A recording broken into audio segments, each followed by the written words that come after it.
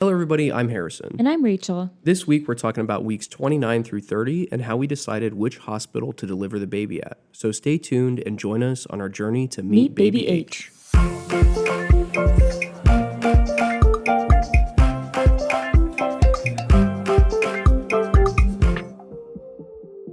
So, before we dive into this episode, I have to mention a little fun fact. So, this is episode 18, and according to our content schedule, our birth story will be episode 28. So, we only have 10 more episodes left in season one, which will be about 10 weeks. And even sooner than that, we will actually meet Baby H. So, that is super exciting. Today, we're talking about the hospital that we are planning to deliver the baby at. So, if you grew up in a small town like me, you may be thinking, what do you mean? You have to choose which hospital to deliver your baby at. Most practices will usually tell you this is where we deliver, or if your town is small enough, there may only be one hospital close by. Even if you're in a small town, you still are going to have a lot of choices to make, like whether you want to deliver at a hospital, a birthing center, or maybe you even want to have an at home birth. And it's important that you talk about this with your doctor very early on if you're not planning to go the normal route. Harrison and I had decided that we are going to have a hospital birth. So, what it came down to for us is where does our practice deliver? So, today we're going to talk about our hospital tours and how we decided which hospital we are planning to have our baby at. For privacy's sake, we're going to describe these hospitals as Hospital 1, 2, and 3, and they're actually in the order that we toured them. It did work out that the first hospital we toured is actually the one that is our top choice, so that makes it really easy to follow. We go to a group practice, which means that we see a different OB or midwife every time that we go in.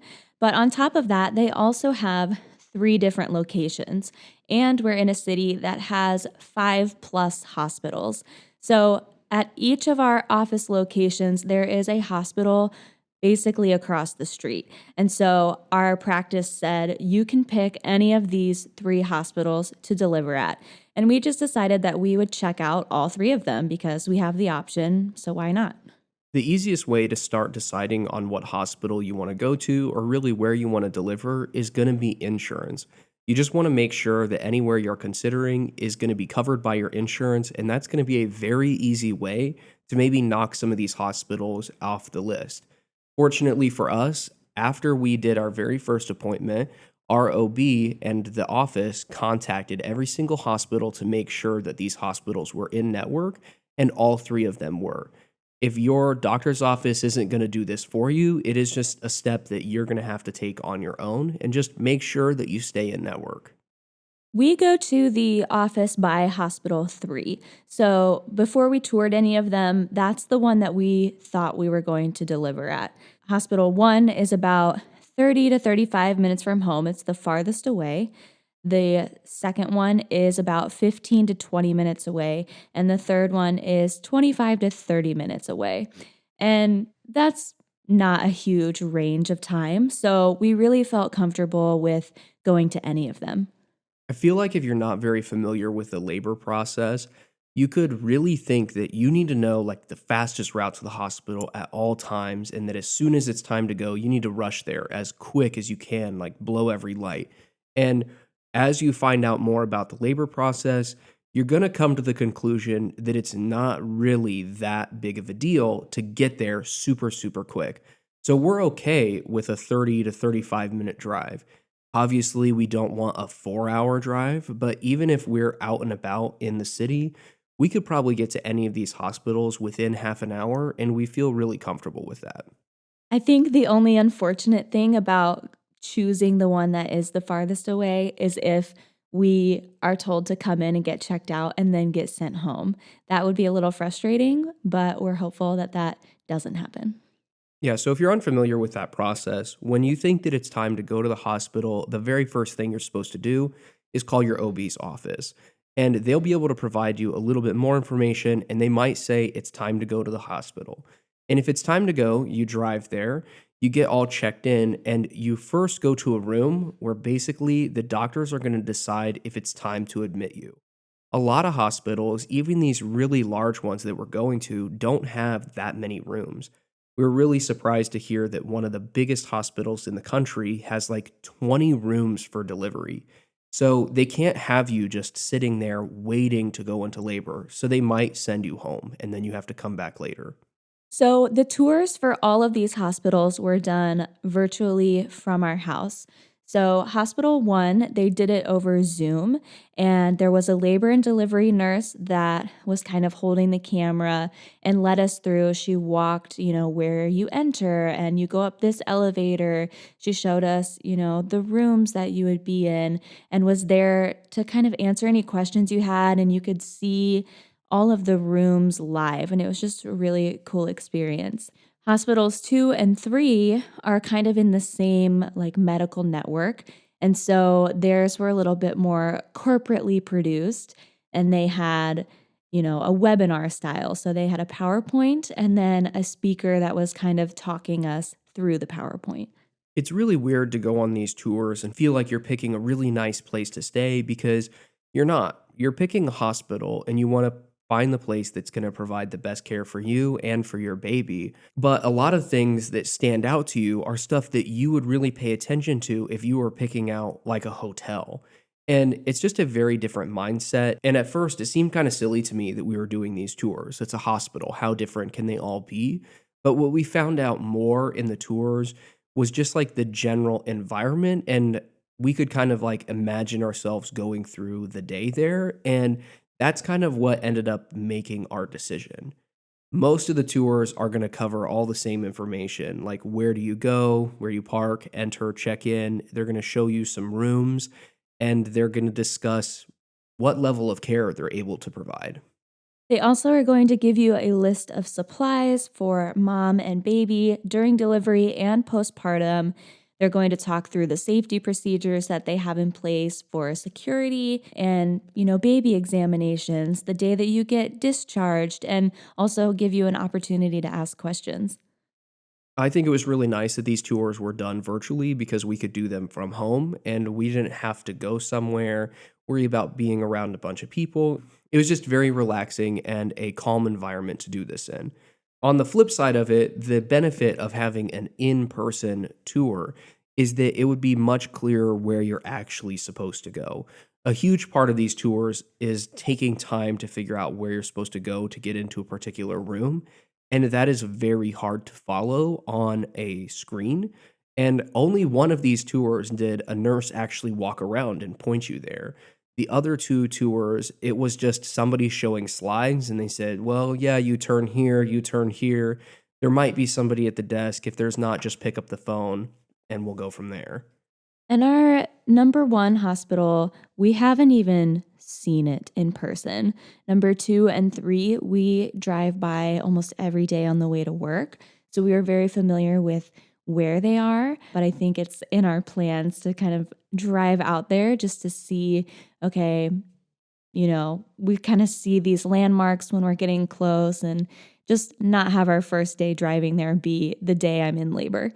Some of the things that we liked about the very first place that we toured, so Hospital One, is that you could request a bathtub. It felt a lot more personalized and less busy.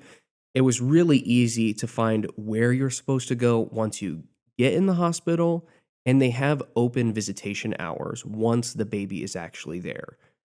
With the pandemic, I also have been making a point to ask what are their policies with masking and things like that. And this hospital, number 1, was the only one that told us definitively you don't have to wear a mask when you're in your room, which, was very good to hear because I just couldn't imagine going through labor with a mask. And I really give props to all the moms that had to do that in the thick of the pandemic. We were really surprised to hear that both Hospital 2 and 3, they just flat out said, you will be expected to perform your entire labor with a mask on. And that just sounds really, really rough. As far as like the rest of the time in your room, I don't really think it's that big of a deal, but I just can't imagine Rachel having to wear a mask throughout labor. So, our second tour is actually our bottom choice. Like, I really do not want to go to this one. And some of the things that we did not like is that it is right downtown. And so that just comes with a lot of extra things that you don't have to worry about on these kind of outskirts hospitals. So this hospital has paid parking, which the other two did not. It was very confusing to get through. They have multiple security checkpoints where the desk is not staffed and you have to just pick up a phone and tell person after person why you're there and then be badged in through those doors and then go to another set of doors and tell somebody why you're there and be badged into those doors. And, they said that I would have to wear like an ankle bracelet where if I left, it would send off an alarm in the entire hospital. That just felt very weird. There were a lot of things about this hospital that we just felt like it was very impersonal because it's so large. And there's nothing wrong with a big hospital. And actually, I could see why you could make a case for a big hospital because they provide a level 3 maternity ward, which is like the highest rating care you can get. So you know you're going to be well taken care of. But all of these security things in place, which I think are good, they make it seem very difficult to get in. And when you're in, it just seems odd. It's pretty crazy to me to hear in a tour that not only will Rachel have to wear a wristband and I will have to wear a wristband, but that the moment our baby is born, they will immediately be put in a wristband to make sure that nobody can take them off the floor. And while I know that that's very important to a lot of people, and there are some horrible stories about babies going missing at the hospital, it just seems crazy to have such an impersonal level there when it comes to your baby hasn't even left the room yet. They literally just were born and now they have to have this wristband on. Yeah. And it is standard practice for babies to have some kind of identification that ties them to their parents. But the fact that it has like, I don't know, like a metal detector in it, it just seems excessive and very like a stressful environment to deliver in. Even aside from all of this, just getting to the room sounded so complicated in the tour. Partly because it's a hospital. They don't have people to work all the time to just sit at these desks. And I understand that. But a lot of the times, these desks have very odd hours. So the only way you could actually make it all the way to your room and have somebody at a desk the entire time is if you went into labor at like noon. And their solution for this was to just pick up a phone that's hanging on the wall unlabeled and it should dial the right thing, is what they told us. And then hopefully somebody can get you on the right way.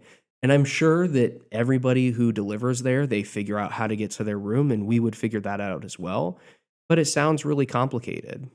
I mean, you're basically guaranteeing that, like, would you even try to leave the hospital to go get food or anything? No, I don't think so. I mean, I don't really think that I'm going to try to leave the hospital anyway because I can wait, but you're going to want some food, and the hospital provides food, but I don't know if that's the food that you're going to want. Right. But even from the beginning, the very first thing that the lady told us is like, yeah, when you get here, you want to come to the yellow doors. That's the labor and delivery unit. And then she showed us the pictures of the doors, and the doors are all blue. So this yellow door system is a system that all the nurses and the doctors know really well, and I'm sure it makes a lot of sense, but they're there every day. And we might be there one time before this. So, hospital number 3 is our second choice, and they are owned by the same like overall organization as number 2, but they are on the outside of the city, so it felt like they were a little bit more relaxed about things. Some things that we liked is that they had a private discharge area. So, Harrison can pull up the car and we don't have to worry about just anything else going on in this area except us trying to load up our baby and go home. Another thing that's kind of nice about hospital number 3 is that some of these security measures are backed off because the hospital is not so large. So Rachel doesn't have to wear this ankle bracelet that's going to send off an alarm if she leaves the floor, and neither does the baby. The baby still has to wear a wristband that's like identifying information, which is what I kind of expected. Even though this hospital is owned by the same organization, they're able to step it back because this hospital is not so large and it's not downtown in a big city. They also had free parking, which I just feel like should be expected. I don't know why you would pay for parking to deliver your baby, but I guess some people have to do that. And then just getting up to the rooms and getting checked in was a lot simpler at hospital number 3. Still a lot of the same things where like you'd have to pick up a phone and find the right way, but there's a significant number less of desks that you would have to do that at. And it just didn't seem to be as complicated because the hospital is smaller. They aren't dealing with as many patients, so it's a little bit more controlled. So, what it ultimately came down to for me personally was where do I feel the most comfortable? Because labor is very intense and stressful. And so, I want to be in the environment that makes me feel calm. And number one had a lot of things that felt comfortable to me. I'm from a small town and it had a very small town feel with big city equipment. They have some labor soothing tools that I really appreciated. They were the only ones that could offer a bathtub or, just little things like that that kind of set them apart from the other two. We're both from small towns, and it just seemed very different to hear about these really large hospitals that we're not really used to dealing with. And it just seemed very impersonal. When it really boiled down to how the delivery actually goes, almost all the hospitals have the exact same equipment. The rooms look almost identical. And since our doctor is going to go to every single one of them, I don't really think that the labor and delivery process is going to be vastly different from one hospital to the next. It's the getting there and the getting out and how people can visit us if we choose to go that route that just seemed a lot more simpler and much more relaxed. I also really appreciated that hospital number 1 had the tour led by a labor and delivery nurse. So she works there every day. She knew what she was talking about, the entire process of like, okay, you're going to go into triage and this is what we're looking for. Then we'll take you into this room and here's everything you can do here and how we can help you. And same with postpartum, whereas the other two, because they are a bigger group, the lady that did the tours only does the tours. She doesn't work in one specific hospital. She just works for the organization. Which they have 9 hospitals, so she's doing the tours for all of them. Yeah. It just didn't feel as personal because she doesn't work there. So at the end of the day, we originally thought that we were going to go to the closest hospital to us. It's right next to our doctor's office, and we thought that that was going to be plain and easy, simple choice. But after going through these tours, we were kind of able to see a little bit more about how the hospital runs, and now we're going with the one furthest away. At the end of the day, we tell our OB our preference. It does not mean that we will for sure deliver at this one place. And the biggest thing that could cause a difference in that is the time that Rachel goes into labor. Because if it's in the middle of the night, they may not have a doctor available to go there because somebody else might be in labor at a different hospital and the same doctor needs to be there. Yeah, so we're really just along for the ride, but we do get to tell them our decisions soon on, which one we would like to go to if everything goes smoothly. And so I would just really encourage that if you have a choice on, where you're going to deliver, really take the time and explore all of your options because they are different and you will have a different experience based on where you go. So just do your research.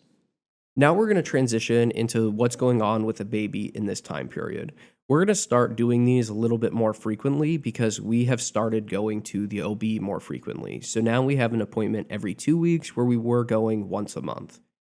So to start at week 29, the baby is going to be weighing over 3 pounds and they're going to be 16 inches long, which is very close to the length that they're going to be when they're born. All 5 of their senses are developed and they may be able to smell some of the products that mom uses on a regular basis. So I've kind of joked with Harrison that Maybe I should wear your cologne every now and then just so the baby gets used to what you smell like. The baby is starting to sleep a lot more, and they are going to have defined periods of wakefulness and when they're resting. So don't get too concerned if there's long periods of time where you don't feel them move as much as you had been before. A lot of people talk about kick counts and making sure that you feel 10 movements in an hour at least once a day. And what I've kind of gathered through talking with other people is it's not as methodical as that. And really, what you should be paying more attention to is, are you feeling your baby move every day?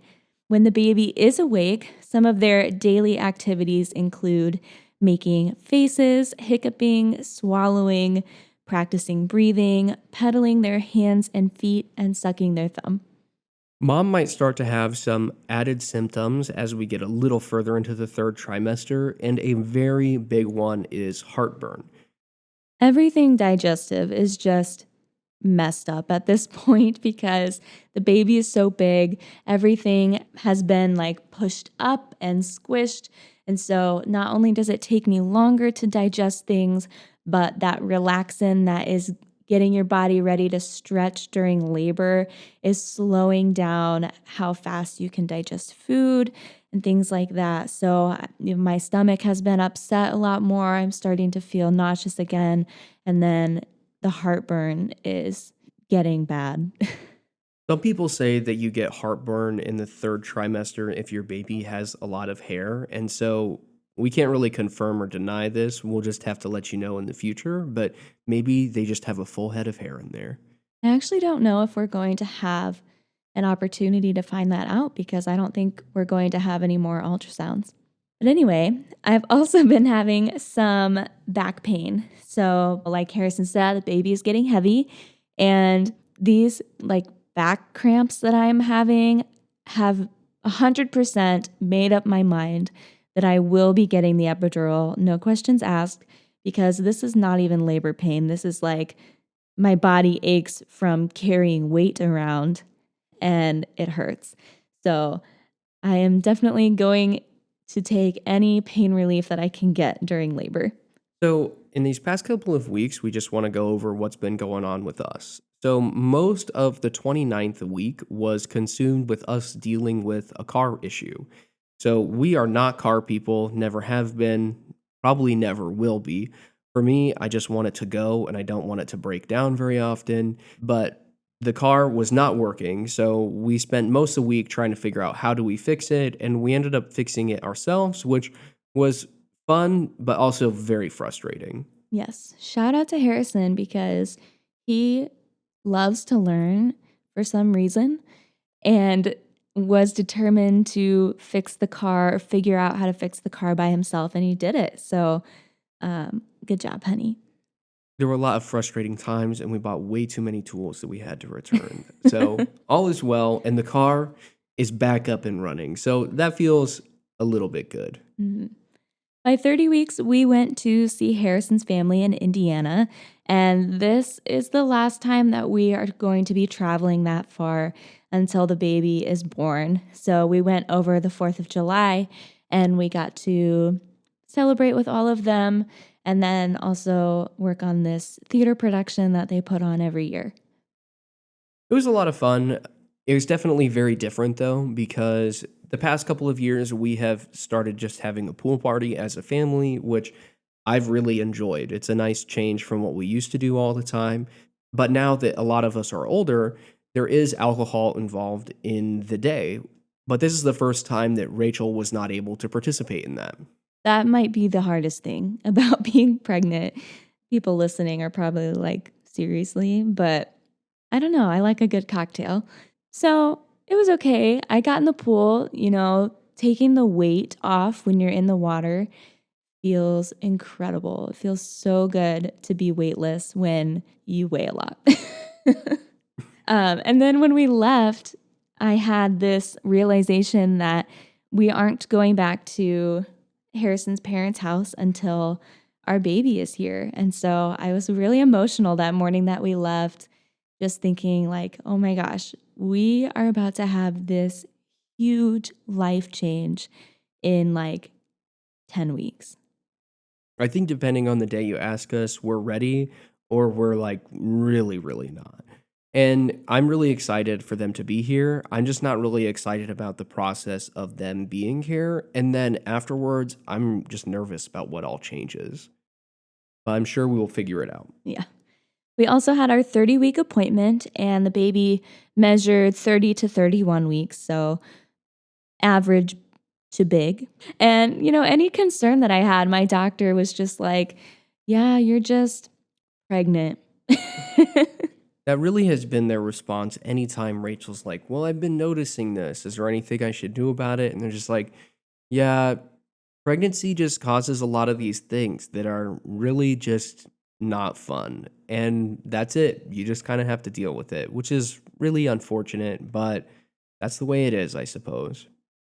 And to end out that week, we went to work at a church conference.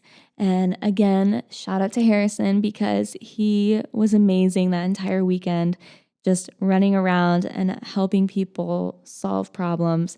I'm just amazed by him.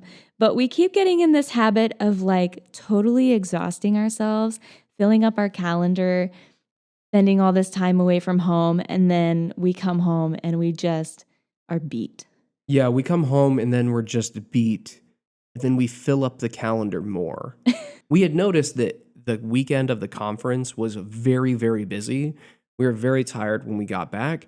And then, like, the first half of the week afterwards, we crammed full of even more stuff. So it just never ended. But we're finally getting to that point where we are going to start nesting and just getting everything ready for the baby. I've been making a little checklist of things that, well, I call it a wish list because I don't know if we're going to get everything done. But there are some things around the house that I want to do. And it is really funny that you just get this instinct to make your nest, for your baby to come home. And you want everything to be clean and neat. And it's all going to get wrecked the first 2 hours that you're home, but we do it anyway. Now that our appointments are 2 weeks apart instead of 1 month apart, things are seeming to be moving a lot faster.